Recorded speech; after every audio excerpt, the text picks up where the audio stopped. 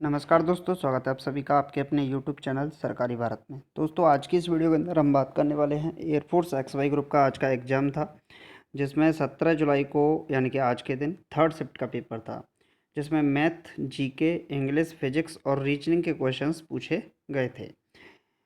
Students ने paper दिया और उनको जो क्वेश्चंस याद थे, जो स्टूडेंट मेरे साथ जुड़े हुए हैं उनको जो क्वेश्चंस याद थे उन्होंने व्हाट्सअप के थ्रू मेरे को भेज दिए। उसमें math, GK, English, physics, reasoning सभी के क्वेश्चंस हैं। तो दोस्तों, आज की इस वीडियो के अंदर हम बात करने वाले हैं एयरफोर्स XY ग्रुप 17 जुलाई 2021 थर्ड शिफ्ट के पेपर का एनालिसिस करने वाले हैं। पेपर का क्या लेवल रहा है, पेपर में किस प्रकार के क्वेश्चंस पूछे गए हैं। दोस्तों, आप सभी को बता दो, अगर आप एयरफोर्स की तैयारी कर रहे हैं XY ग्रुप की, चाहे तो आप XY ग्रुप की तैयारी कर रहे हैं या फिर आप SSR नेवी की तैयारी कर रहे हैं या फिर आप AA की तैयारी कर रहे हैं या फिर आप NDA की तैयारी कर रहे हैं या फिर आप MR की तैयारी कर रहे हैं या फिर आप कोस्ट गार्ड की तैयारी कर रहे हैं। तो दोस्तों, आप सभी को बता दूं, ये चैनल सिर्फ और सिर्फ आपके लिए ही बनाया गया है। यानी कि जो स्टूडेंट डिफेंस के एग्ज़ाम की तैयारी कर रहे हैं उनके लिए ये चैनल बनाया गया है। तो आप लोगों का कर्तव्य है कि इस चैनल को जरूर जल्द से जल्द सब्सक्राइब कर लें। ठीक है, तो यहाँ पर 30 के फॉलोअर्स होने वाले हैं। सिर्फ मतलब जो टाइम जा रहा है सो ही है। और अगर आप लोग चैनल को सब्सक्राइब करेंगे, अगर आप 30,000वें हुए तो आपको कुछ ना कुछ गिफ्ट भी ज़रूर दिया जाएगा, जो 30,000 वाला होगा। देखते हैं किसका लक लगता है। ओके, तो आप लोगों को अगर कोई क्वेश्चन है, आपको लगता है कि ये वाला क्वेश्चन नहीं आया था, ये आया था, तो कमेंट बॉक्स में लिख दीजिएगा। उस क्वेश्चन को नेक्स्ट वीडियो के अंदर हम डिस्कस कर लेंगे। तो चलिए फ्रेंड्स, स्टार्ट करते हैं आज की वीडियो को। तो दोस्तों, पहला सवाल क्या है? भारत और किस देश के बीच इंद्र युद्धाभ्यास का आयोजन किया जा रहा है? देखिए, इंद्र युद्धाभ्यास जो होता है ये भारत और रूस के बीच में होता है। किसके बीच में? भारत और रूस के बीच में। आपसे पूछ सकता है वज्र प्रहार किन दो देशों के बीच में होता है? वज्र प्रहार तो ये होता है भारत भारत और USA के बीच में, अमेरिका के बीच में, भारत और USA के बीच में होता है। आपसे पूछ सकता है मालाबार युद्ध अभ्यास किन किन के बीच होता है? तो इसमें भारत, जापान, ऑस्ट्रेलिया और अमेरिका ये सभी शामिल तो होते हैं मालाबार युद्ध अभ्यास के अंदर। आपसे वो पूछ सकता है संप्रीति युद्ध अभ्यास किसके बीच में होता है? तो संप्रीति युद्ध अभ्यास भारत और बांग्लादेश के बीच में होता है। आपसे पूछ सकता है मित्र शक्ति युद्ध अभ्यास किन के बीच में होता है? तो इसका आंसर आप लोग कमेंट बॉक्स में बताइएगा। चलिए नेक्स्ट क्वेश्चन देख लेते हैं दोस्तों। तो नेक्स्ट क्वेश्चन है, भारत में सबसे बड़ी सिंचाई नहर को कहा जाता है? सबसे बड़ी सिंचाई नहर की बात करें तो इंदिरा गांधी नहर, ये जो नहर है ये सबसे बड़ी, भारत की सबसे बड़ी सिंचाई नहर है। देखिए, नहरों का देश किसको कहते हैं? नहरों का देश किसे कहते हैं? तो पाकिस्तान को कहते हैं नहरों का देश। आपसे पूछ सकता है झीलों का देश किसे कहते हैं? तो झीलों का देश कहते हैं फिनलैंड को। किसको कहते हैं? फिनलैंड को झीलों का देश कहा जाता है। चलिए नेक्स्ट क्वेश्चन देख लेते हैं। तो नेक्स्ट क्वेश्चन है रीजनिंग का, बहुत आसान सा सवाल है। देखिए, यहाँ पर दे रखा है FGHI और यहाँ पर देखेंगे तो F आता है 6 पर, G आता है 7 पर, H आता है 8 पर और I आता है 9 पर। तो 6, 7, 8, 9। O आता है 15 पर, P आता है 16 पर, Q आता है 17 पर और R आता है 18 पर। ठीक है, 6, 7, 8, 9, 15, 16, 17, 18। 9 और 15 के बीच में कितने का अंतर है? 6 का अंतर है। तो वही चीज़ यहाँ पर लागू होगी। तो देखिए BCDE कितने पर आता है? लास्ट वाला 5। 5 में 6 को जोड़ो तो 11। 11 पर कौन सा बनता है? तो KLMN इस सवाल का सही जवाब होगा। तो नेक्स्ट टर्म जो होगा वो क्या होगा? KLMN होगा। चलिए नेक्स्ट क्वेश्चन देख लेते हैं। तो नेक्स्ट क्वेश्चन है, एक आयत की लंबाई में 10% की वृद्धि और चौड़ाई में 10% की कमी कर दी जाए तो क्षेत्रफल में कितने प्रतिशत की वृद्धि या कम होगी? देखिए, एरिया में जो फर्क पड़ने वाला है परसेंटेज में, वो पड़ने वाला है A+B -AB/100। मतलब इस तरीके से होता है, ये डिपेंड करता है A और B पर। तो सबसे पहले क्या हो रहा है यहाँ पर? 10% की वृद्धि यानी कि पॉजिटिव, माइनस 10% की कमी नेगेटिव, इंटू 10 × 10/100। तो कुल मिलाकर बात करें तो ये 100 से गया 11, 10 से 10 कटा तो एक माइनस का बचेगा, यानी कि 1% की कमी होती है। क्या होती है? 1% की एरिया के अंदर कमी होती है। चलिए नेक्स्ट क्वेश्चन देख लेते हैं दोस्तों। तो नेक्स्ट क्वेश्चन है, Bharat world press freedom index 2020 में कितने स्थान पर रहा है? देखिए, भारत प्रेस फ्रीडम इंडेक्स में, इसमें भारत 142वें नंबर पर रहा है। कहाँ पर रहा है? 142वें नंबर पर। चलिए नेक्स्ट क्वेश्चन देख लेते हैं। तो नेक्स्ट क्वेश्चन है दोस्तों, भारत में चरमपंथी आंदोलन के जनक कौन थे? देखिए चरमपंथी की बात करें तो दो पंथ थे, एक तो था गरम दल और एक था नरम दल। क्या था? गरम दल और एक था नरम दल। देखिए जो भारत में जो कांग्रेस पार्टी है इसका 1907 के अंदर सूरत का अधिवेशन था, जिसके अध्यक्ष थे रास बिहारी घोष। कौन थे? रास बिहारी घोष 1907 में भारतीय राष्ट्रीय कांग्रेस के अध्यक्ष थे, और इसी में सूरत अधिवेशन में ही भारतीय राष्ट्रीय कांग्रेस का दो भागों में विभाजन होता है, गरम दल और नरम दल। जो गरम दल थे इसमें आते हैं लाल बाल पाल यानी कि बाल गंगाधर तिलक, और लाला लाजपत राय, और बिपिन चंद्र पाल। तो ये आते थे चरमपंथी यानी कि बाल गंगाधर तिलक के साथ। दूसरा जो ग्रुप था वो था नरम दल। कौन सा था? नरम दल। ये नरम दल और गरम दल 1916 में एक होते हैं। इसका अधिवेशन होता है भारतीय राष्ट्रीय कांग्रेस का लखनऊ के अंदर, जिसके जो अध्यक्ष थे ये थे अंबिका चरण मजूमदार। कौन थे? अंबिका चरण मजूमदार थे। और इसी अधिवेशन में नरम दल और गरम दल एक हो जाते हैं। चलिए नेक्स्ट क्वेश्चन देख लेते हैं दोस्तों।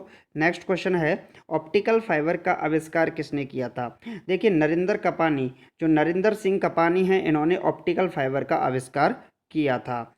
देखिए आपसे पूछ सकता है ऑप्टिकल फाइबर किस सिद्धांत पर कार्य करता है? तो ये पूर्ण आंतरिक परावर्तन के सिद्धांत पर कार्य करता है। पूर्ण आंतरिक परावर्तन के सिद्धांत पर क्या कार्य करता है? ऑप्टिकल फाइबर कार्य करता है। चलिए नेक्स्ट क्वेश्चन है दोस्तों। नेक्स्ट क्वेश्चन है, बाणभट्ट किस सम्राट के दरबारी कवि थे?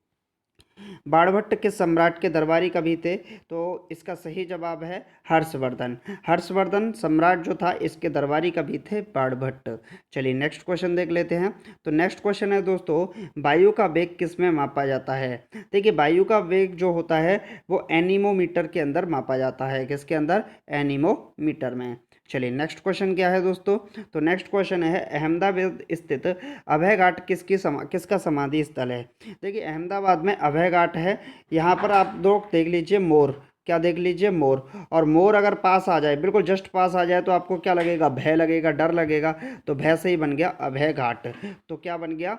मोरारजी जी देसाई का जो समाधि स्थल है वो क्या है? अभय घाट है। अब आपसे पूछ सकता है शांतिवन किसका है? क्या शांतिवन किसका है? तो यह है पंडित जवाहरलाल नेहरू का। किसका? पंडित जवाहरलाल नेहरू का है समाधि स्थल शांतिवन। अब आपसे नेक्स्ट वाला क्वेश्चन क्या पूछ सकता है? आपसे पूछ सकता है चेत्रा भूमि किसकी है? देखिए जो चेत्रा भूमि है ये डॉक्टर भीमराव अंबेडकर का समाधि स्थल है।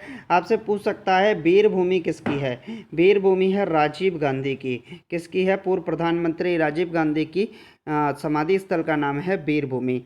आपसे पूछ सकता है किसान घाट किसका है? तो किसान घाट है चौधरी चरण सिंह का। किसका? भारत के पूर्व प्रधानमंत्री चौधरी चरण सिंह का जो समाधि स्थल है ये किसान घाट है। आपसे पूछ सकता है किसान घाट के बाद आपसे पूछ सकता है चलिए तो दोस्तों आप लोग बताइए कि जो महात्मा गांधी का समाधि स्थल है इसका नाम क्या है? चलिए देखते हैं कौन कौन जवाब देते हैं कमेंट बॉक्स में। चलिए तो नेक्स्ट क्वेश्चन है दोस्तों, इजराइल की राजधानी क्या है? इजराइल, देखिए राजधानी से रिलेटेड और मुद्रा से रिलेटेड, राजधानी, मुद्रा और दिवस, इन तीनों से क्वेश्चन बार बार पूछ रहा है, और एक है फुल फॉर्म। इन चार क्वेश्चंस में से आपको दो क्वेश्चन हर एक एग्जाम में देखने को मिल रहे हैं, तो इसको अच्छे से तैयार कर लीजिए। इजराइल की राजधानी क्या है? तो इजराइल की राजधानी है जेरूशलम। क्या है? जेरूशलम इजराइल की राजधानी है। अगला सवाल है दोस्तों, किसने एक्स किरणों का आविष्कार किया था? देखिए जो एक्स किरणों का आविष्कार है ये विलेम कॉनराड रंटजन ने 1895 में किया था। इसके लिए इनको नोबेल प्राइज़ भी दिया गया था। चलिए नेक्स्ट क्वेश्चन क्या है दोस्तों? नेक्स्ट क्वेश्चन है, एशियन ड्रामा पुस्तक के लेखक कौन हैं? देखिए जो गुरनार मिर्डल हैं, कौन? गुरनार मिर्डल हैं, ये एशियन ड्रामा पुस्तक के लेखक हैं। अगला सवाल है, ऑस्ट्रेलियन ओपन टेनिस 2020 के पुरुष एकल का खिताब किसने जीता? तो ये जो खिताब है नोवाक जोकोविच ने जीता। किसने जीता? ऑस्ट्रेलियन ओपन टेनिस 2020 का खिताब पुरुष वर्ग में नोवाक जोकोविच ने जीता। जबकि महिला वर्ग की बात करें तो इसमें नाओमी ओसाका ने जीता। किसने जीता? नाओमी ओसाका ने। ये कहाँ की हैं? ये जापान की हैं नाओमी ओसाका। नोवाक जोकोविच कहाँ के हैं? तो ये सर्बिया के हैं। कहाँ के? सर्बिया के हैं नोवाक जोकोविच। चलिए नेक्स्ट क्वेश्चन देख लेते हैं दोस्तों। नेक्स्ट क्वेश्चन है संविधान सभा की पहली बैठक कब हुई थी। देखिए संविधान सभा की जो पहली बैठक थी ये 9 दिसंबर 1946 को हुई थी और इसके अस्थायी अध्यक्ष बने थे डॉक्टर सच्चिदानंद सिन्हा। कौन बने थे? सच्चिदानंद सिन्हा इसके अस्थायी अध्यक्ष बने थे। 2 दिन बाद ही यानी कि 11 दिसंबर को इसकी दूसरी बैठक होती है जिसमें इसके स्थायी अध्यक्ष बने थे डॉक्टर राजेंद्र प्रसाद को बनाया गया था। चलिए तो नेक्स्ट क्वेश्चन देख लेते हैं दोस्तों। नेक्स्ट क्वेश्चन है राजीव गांधी राष्ट्रीय सद्भावना पुरस्कार सर्वप्रथम किसे मिला था। देखिए मदर टेरेसा को राजीव गांधी राष्ट्रीय सद्भावना पुरस्कार मिला था। इनको नोबेल प्राइज़ भी मिला है। भारत का मतलब भारत में सबसे पहले किसी को अगर नोबेल प्राइज़ मिला है शांति का तो इनको ही मिला था, मदर टेरेसा को। चलिए नेक्स्ट क्वेश्चन देख लेते हैं दोस्तों। नेक्स्ट क्वेश्चन है भारत का अंतिम वायसराय कौन था। भारत का अंतिम वायसराय लॉर्ड माउंटबेटन था और लॉर्ड माउंटबेटन योजना के तहत ही 3 जून को घोषणा कर दी गई कि अब भारत को आज़ाद कर दिया जाएगा। तो लॉर्ड माउंटबेटन भारत का अंतिम वायसराय था। नेक्स्ट क्वेश्चन क्या है दोस्तों। नेक्स्ट क्वेश्चन है OMR की फुल फॉर्म क्या होती है। आपसे पूछ सकता है BCD की फुल फॉर्म क्या होती है। तो BCD की होती है बाइनरी कोडेड डेसिमल। आपसे पूछ सकता है DBMS की फुल फॉर्म क्या होती है। तो डाटाबेस मैनेजमेंट सिस्टम। आपसे पूछ सकता है SMS की फुल फॉर्म क्या होती है। तो SMS की होती है शॉर्ट मैसेजिंग सर्विस। SMS की फुल फॉर्म हो सकती है। आपसे ALU की फुल फॉर्म पूछ सकता है अर्थमेटिक लॉजिक यूनिट, इसकी फुल फॉर्म होती है। आपसे पूछ सकता है OMR की फुल फॉर्म, तो ऑप्टिकल मार्क रीडर OMR की फुल फॉर्म होती है। चलिए नेक्स्ट क्वेश्चन देख लेते हैं। नेक्स्ट क्वेश्चन है 15 लेखों का लागत मूल्य 10 लेखों के विक्रय मूल्य के समान है।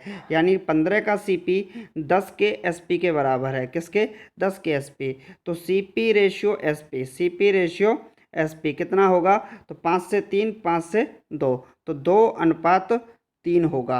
यानी कि आपको क्या हो रहा है, एक का फ़ायदा हो रहा है। यानी कि क्या हो रहा है, एक का फ़ायदा हो रहा है किस पे? 2 पे, इंटू 100% निकाल लेंगे। 2 से जाएगा 50 बार, तो 50% इसका सही जवाब होगा। चलिए अगला सवाल देख लेते हैं। अगला सवाल है मर्डेका कप किस खेल से संबंधित है। देखिए जो मर्डेका कप है इसका खेल का संबंध है फुटबॉल खेल से संबंधित है। किस खेल से? फुटबॉल से। आपसे पूछ सकता है संतोष ट्रॉफी का संबंध किस खेल से है। तो ये भी फुटबॉल से संबंधित है। आपसे पूछ सकता है सुब्रतो कप का संबंध किस खेल से है। तो इसका संबंध भी फुटबॉल से है। फुटबॉल के अंदर 11 खिलाड़ी होते हैं। चलिए नेक्स्ट क्वेश्चन है हुमायूंनामा की रचना किसने की थी। तो गुलबदन बेगम ने हुमायूंनामा की रचना की थी। तो दोस्तों आज की वीडियो में सिर्फ इतने ही। जो क्वेश्चंस मुझे मिले हैं वो मैं ले आया, और आपको लगता है ये क्वेश्चन नहीं आया था, ये वाला आया था, तो आप कमेंट बॉक्स में लिख दीजिएगा। नेक्स्ट वीडियो के अंदर हम उन क्वेश्चंस को भी डिस्कस कर लेंगे। अगर आप इस चैनल पर नए हैं यार तो चैनल को सब्सक्राइब करना बिल्कुल ना भूलें। चैनल को सब्सक्राइब जरूर करें, वीडियो को लाइक करें। चलिए मिलते हैं नेक्स्ट वीडियो में। Thank you for watching this video. जय हिंद, जय Bharat, take care, bye bye, love you to all.